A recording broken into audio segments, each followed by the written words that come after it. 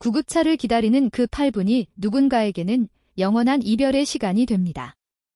70세가 넘으셨다면 내 몸을 지키는 이 생존 수칙을 꼭 보십시오. 여러분, 제가 20년 넘게 수많은 환자를 진료하며 가장 가슴 아픈 순간이 언제인지 아십니까?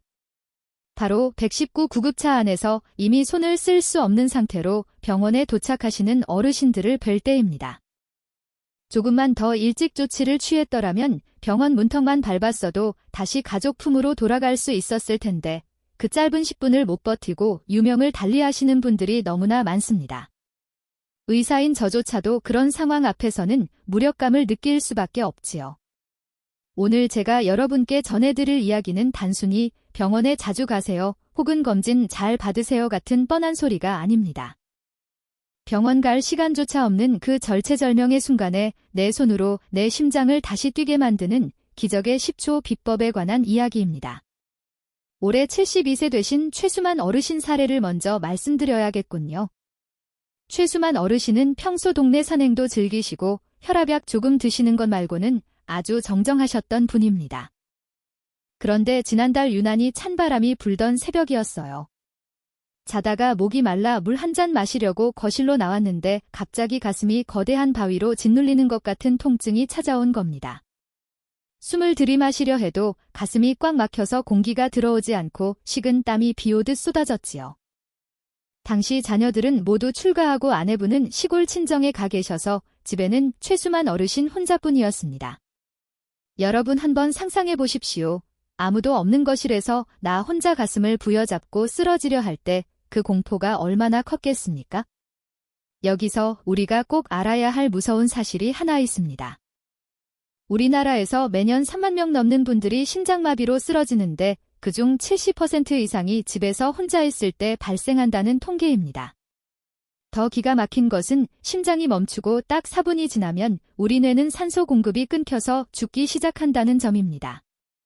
119를 불러도 고급차가 우리 집 대문 앞까지 도착하는데 걸리는 평균 시간은 8분에서 10분입니다. 결국 구급대원이 도착하기도 전에 이미 골든타임은 지나가 버린다는 뜻이죠. 그래서 나를 살릴 수 있는 사람은 이 세상에 오직 나 자신뿐이라는 사실을 여러분은 반드시 뼈에 새기셔야 합니다. 최수만 어르신은 다행히 제가 평소에 강조했던 응급처치법을 기억하고 계셨습니다. 의식이 가물가물해지는 그 찰나의 순간에 최수만 어르신은 제가 알려드린 10초의 법칙을 실천하셨고 덕분에 심장이 다시 요동치며 숨통이 트이기 시작했습니다. 그 덕분에 직접 전화를 걸어 도움을 요청할 수 있었고 병원에 도착했을 때는 의료진들도 놀랄 만큼 심장 근육에 손상이 적었습니다. 어떻게 이런 기적 같은 일이 가능했을까요? 그건 바로 우리 몸이 가진 비상 스위치를 정확히 눌러주었기 때문입니다. 오늘 제가 여러분께 공개할 3가지 생명구조법은 여러분이 혼자 있을 때 겪을 수 있는 최악의 상황에서 유일한 동화줄이 되어줄 겁니다. 이건 복잡한 의학 지식도 필요 없고 오로지 여러분의 의지와 간단한 동작만으로 가능합니다. 나는 평소에 건강하니까 괜찮겠지 하고 방심하지 마십시오. 심장마비 환자의 절반은 아무런 전조 증상 없이 갑자기 찾아옵니다. 준비된 사람만이 그 죽음의 그림자를 걷어낼 수 있습니다. 지금부터 제가 최수만 어르신을 살린 그 10초의 기적을 하나하나 아주 쉽게 설명해 드릴 테니 눈을 크게 뜨고 집중해 주시기 바랍니다. 여러분과 여러분의 소중한 배우자 그리고 친구들의 생명을 지키는 가장 강력한 무기가 될 것입니다. 오늘 내용이 여러분의 남은 인생을 지켜주는 든든한 보험이 될 것 같다면 지금 바로 영상 아래에 있는 좋아요 버튼 한번 꾹 눌러주세요. 그리고 댓글창에 살자라는 단 2글자만 남겨주시면 제가 더 힘을 내서 비법을 전해드리겠습니다. 여러분의 그 작은 참여가 제가 이 귀한 정보를 더 널리 알리는데 큰 힘이 됩니다. 자, 그럼 이제 최수만 어르신이 죽음의 문턱에서 어떻게 다시 살아 돌아오셨는지 그 첫 번째 방법부터 본격적으로 알아보겠습니다. 자, 서로는 거두절미 하겠습니다. 지금부터 제 말씀을 귀담아 듣고 머릿속에 이 장면을 그리셔야 합니다. 여러분이 만약 혼자 있는데 가슴이 꽉 막히고 의식이 가물가물해진다면 지금 당장 이 2가지를 하셔야 합니다. 이건 단순히 돈을 아끼자는 게 아닙니다. 멀쩡하던 여러분의 생명을 지키기 위한 마지막 생존 수칙입니다. 왜 이 방법이 여러분의 심장을 다시 뛰게 만드는지 그 놀라운 과학적 원리와 함께 하나씩 짚어드리겠습니다. 첫 번째로 실천해야 할 가장 강력한 방법은 바로 가슴이 터질 듯한 기침을 반복하는 것입니다. 그냥 예취하고 하는 가벼운 기침이 아닙니다. 폐 속 깊은 곳에서부터 모든 공기를 한꺼번에 밖으로 쏟아낸다는 기분으로 아주 강하고 길게 기침을 하셔야 합니다. 숨을 깊게 들이마신 뒤에 배와 가슴에 힘을 꽉 주고 기침을 2초에 한 번씩 규칙적으로 반복하십시오. 왜 이렇게 기침을 하는 게 중요할까요? 우리 심장은 평소에 스스로 수축하고 이완하며 피를 온몸으로 보내주는 펌프 역할을 합니다. 그런데 심장마비가 오면 이 펌프가 고장이 나버립니다. 이때 여러분이 강하게 기침을 하면 가슴 내부의 압력이 급격히 올라가게 됩니다. 이 압력이 고장난 심장을 밖에서 강제로 눌러주는 역할을 하는 것이죠. 말하자면 기침이 여러분의 손을 대신해서 심장 마사지를 해주는 자가 심폐소생술이 되는 셈입니다. 최수만 어르신도 처음 가슴 통증이 왔을 때 너무 당황해서 처음에는 가만히 누워만 계셨다고 합니다. 하지만 제 강의가 떠올라 곧바로 기침을 시작하셨죠. 나중에 하시는 말씀이 기침을 할 때마다 흐릿했던 눈앞이 조금씩 맑아지는 기분이 들었다고 하셨습니다. 어르신은 예전에 가슴이 답답할 때 그저 숨을 참고 가만히 있었던 것이 얼마나 위험한 행동이었는지 이제야 깨달았다고 하시더군요. 만약 그때 어르신이 이번에도 그냥 가만히 누워만 계셨다면 어떻게 되었을까요? 뇌로 가는 혈액이 끊기면서 불과 몇 분 만에 의식을 잃고 영영 깨어나지 못하셨을 겁니다. 기침은 멈춰가는 심장에 억지로 피를 돌게 해서 우리 뇌를 살려내는 유일한 수동 엔진 가동법입니다. 두 번째로 하셔야 할 행동은 주먹을 쥐고 가슴 정중앙을 강하게 내려치는 것입니다. 양쪽 접곡지를 이은 선의 정가운데 부분을 찾아보십시오. 그곳이 바로 우리 심장의 전기 시스템이 지나가는 길목입니다. 그 부위를 주먹의 옆면을 이용해 망치질하듯이 쾅쾅 두드려야 합니다. 이게 무슨 효과가 있을까 싶으시겠지만 의학적으로는 아주 명확한 근거가 있습니다. 병원 응급실에 가면 멈춘 심장에 강한 전기 충격을 주는 제세동기라는 기계를 보셨을 겁니다. 가슴을 강하게 두드리는 동작은 그 제세동기와 비슷한 역할을 합니다. 멈추거나 불규칙하게 뛰는 심장에 물리적인 충격을 줌으로써 엉켜버린 전기 신호를 리셋하고 다시 정상적으로 뛰게 만드는 스위치를 켜는 것이죠. 최수만 어르신은 기침을 하면서 동시에 가슴을 두드리기 시작했습니다. 처음에는 가슴이 너무 아파서 주저하셨지만 살아야겠다는 일념으로 5번 정도 강하게 내려치셨죠. 그러자 거짓말처럼 가슴을 짓누르던 통증이 조금씩 가라앉기 시작했습니다. 어르신은 예전에 체했을 때 손가락만 따고 기다렸던 본인의 무지함에 가슴을 치며 반성하셨습니다. 여러분, 가슴을 두드리는 것은 단순히 통증을 참으려는 몸부림이 아닙니다. 꺼져가는 심장 엔진에 다시 불꽃을 튀겨주는 비상점화 장치라는 사실을 꼭 기억하십시오. 지금까지 말씀드린 이 2가지 방법은 여러분이 혼자 있을 때 생존 확률을 비약적으로 높여줍니다. 하지만 이 방법들을 알고만 있으면 아무 소용이 없습니다. 지금 바로 옆에 계신 배우자나 소중한 친구분들에게 이 영상을 꼭 공유해주세요. 여러분이 보낸 영상 하나가 누군가의 생명을 구하는 기적이 될 수 있습니다. 지금 영상 아래 공유 버튼을 눌러 소중한 분들에게 전달해 보십시오.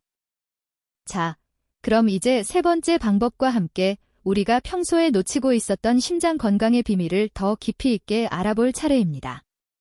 앞서 말씀드린 기침과 가슴 두드리는 법을 잘 기억하셨습니까? 이제 여러분의 목숨을 지켜줄 마지막 열쇠를 알려드리겠습니다.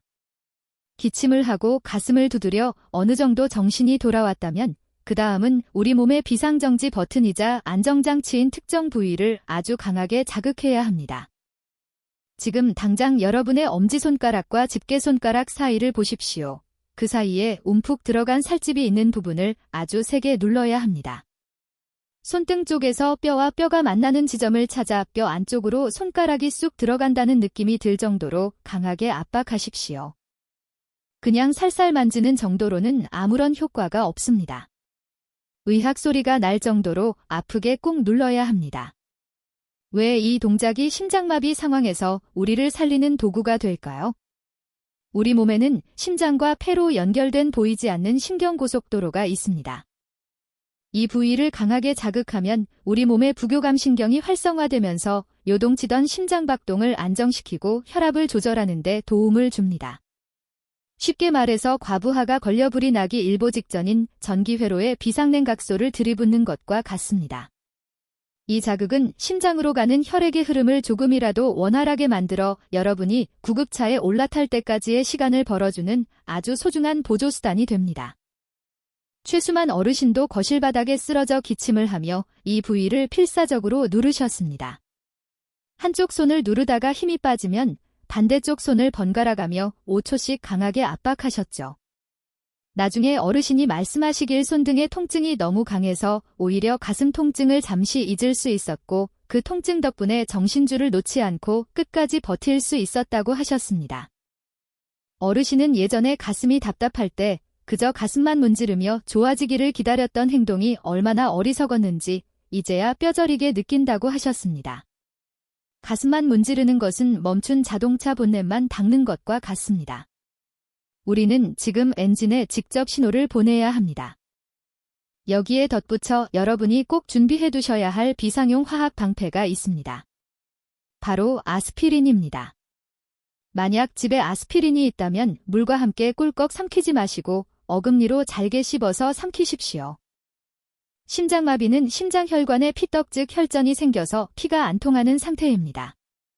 이때 씹어먹는 아스피린은 혈관 속 피떡이 더 커지는 것에 막아주는 아주 강력한 소방수 역할을 합니다. 단 심장 수술을 앞두고 있거나 출혈 위험이 있는 분들은 주의해야 하니 평소 주치의와 상담을 해두시는 것이 좋습니다.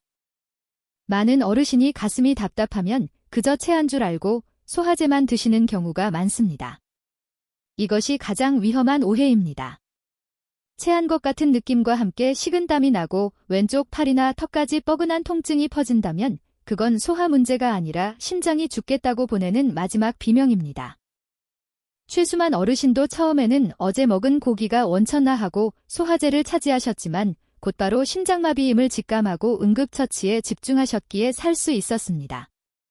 여러분 오늘 배운 이 세 가지 방법은 여러분의 생존율을 1%에서 90%까지 끌어올릴 수 있는 기적의 수칙입니다. 내가 오늘 배운 걸 내일이면 잊어버릴까봐 걱정되시나요? 걱정하지 마십시오. 이 영상의 구독 버튼과 알림 설정 버튼을 꾹 눌러두시면 제가 주기적으로 여러분의 머릿속에 이 생존 비법을 다시 심어드릴 수 있습니다. 구독 버튼을 누르는 것은 여러분의 건강을 지켜줄 든든한 주치의를 한 명 곁에 두는 것과 같습니다. 이제 우리는 이 응급처치법들을 어떻게 우리의 일상에 녹여내고 평소에 어떤 습관을 가져야 심장마비라는 불청객을 영영 쫓아낼 수 있는지 그 구체적인 일과표를 알아볼 시간입니다. 자, 이제 여러분은 무시무시한 심장마비 상황에서 어떻게 대처해야 하는지 그 무기를 모두 갖추셨습니다. 하지만 무기가 있어도 쓰는 법을 평소에 연습해두지 않으면 막상 전쟁터에 나갔을 때 당황해서 떨어뜨리기 마련이죠. 그래서 이번에는 최수만 어르신이 건강을 되찾은 뒤 지금까지 매일 실천하고 계시는 심장 건강 루틴과 여러분이 가장 궁금해하실 질문들을 아주 명쾌하게 정리해드리겠습니다. 먼저 심장을 지키는 하루 일과표를 머릿속에 그려보십시오. 가장 위험한 시간은 바로 기상 직후입니다. 잠에서 깨자마자 벌떡 일어나는 행동은 주무시는 동안 쉬고 있던 심장에 날벼락을 내리는 것과 같습니다. 눈을 뜨면 바로 일어나지 마시고 침대 위에서 1분간 가만히 누워 계십시오. 그러고 나서 손가락 마디마디를 쥐었다 펴며 잠든 혈관을 천천히 깨우는 겁니다. 이때 아까 배운 손등의 혈자리를 가볍게 자극해주면 심장이 아주 부드럽게 하루를 시작할 수 있습니다. 낮 시간에는 틈틈이 자신의 호흡을 확인하셔야 합니다.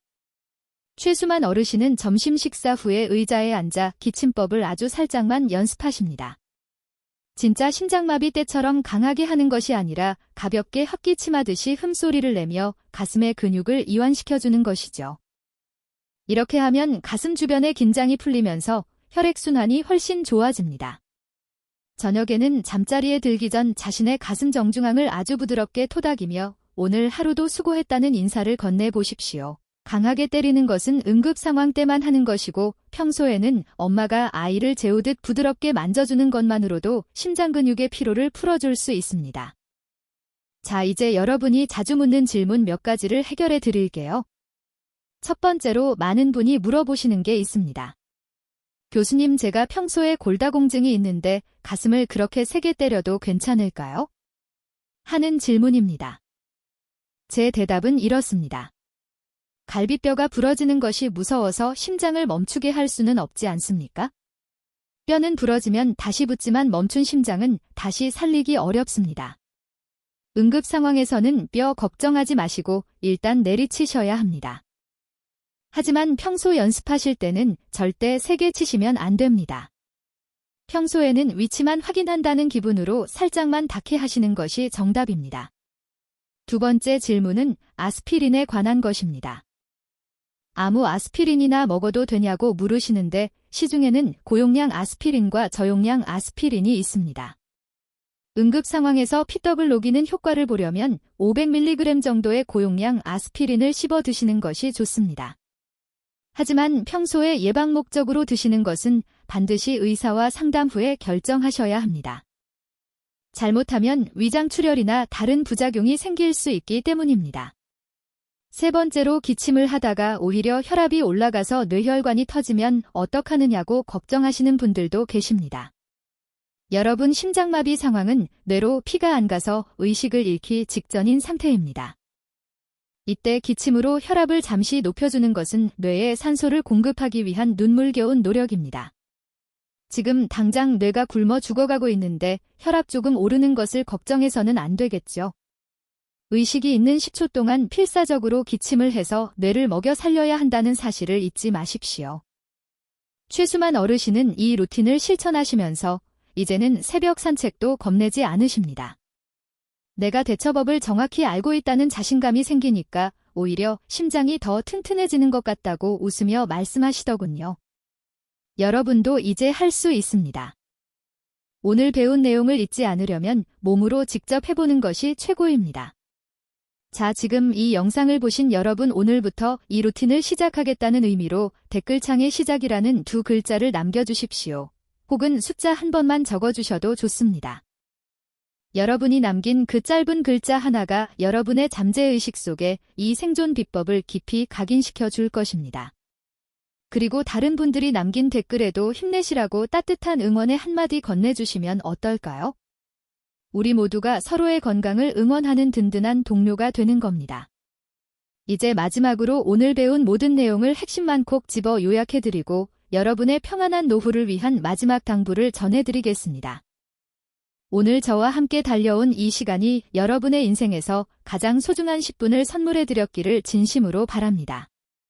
우리는 오늘 죽음의 문턱에서 스스로를 구원한 72세 최수만 어르신의 기적 같은 이야기를 통해 3가지 생존의 열쇠를 확인했습니다. 이제 마지막으로 오늘 공부한 내용을 여러분의 심장에 깊이 새겨드릴 테니 천천히 복귀해보시기 바랍니다. 오늘 우리가 배운 첫 번째 핵심은 바로 우리 몸 내부의 압력을 이용한 자가 펌프질이었습니다. 심장이 멈추려 할 때 폐 속의 공기를 한꺼번에 쏟아내는 강력한 기침은 고장난 심장을 대신해 피를 온몸으로 돌려주는 유일한 수동 엔진 가동법이라고 말씀드렸죠. 두 번째 핵심은 가슴 중앙의 비상 스위치를 켜는 것이었습니다. 멈춰버린 심장의 전기 시스템을 다시 살리기 위해 주먹으로 가슴 정중앙을 강하게 내리치는 그 동작이 얼마나 과학적이고 명확한 응급처치인지 이제는 잘 이해하셨을 겁니다. 마지막 세 번째는 시간을 벌어주는 비상용 그물이었습니다. 손등의 혈자리를 고통이 느껴질 정도로 강하게 누르고 아스피린을 어금니로 씹어 삼키는 그 작은 노력이 구급차가 도착할 때까지 여러분의 뇌를 살리고 생명을 유지하는 든든한 방패가 되어줄 것입니다. 이 3가지 방법은 새로운 정보가 아니라 여러분이 이미 몸 안에 가지고 있던 비상장치들입니다. 다만 그 장치를 언제 어떻게 써야 할지 몰랐을 뿐이죠. 최수만 어르신은 이 방법들을 익힌 뒤로 이제는 새벽 공기를 마시며 산책하는 시간을 두려워하지 않으십니다. 어르신은 제게 찾아와 이렇게 말씀하셨습니다. 교수님 덕분에 저는 이제 제 목숨의 주인이 된 기분입니다. 라고 말이죠. 이제 어르신은 손주들과 공원에서 공놀이도 하시고 예전보다 더 활기찬 일상을 보내고 계십니다. 위기를 준비한 사람에게는 그 위기가 더 건강한 삶을 향한 터닝포인트가 된 셈입니다. 여러분 건강은 단순히 병이 없는 상태를 말하는 것이 아닙니다. 예기치 못한 사고나 질환이 닥쳤을 때 내가 어떻게 대처할 것인지 준비되어 있는 상태가 진정으로 건강한 상태입니다.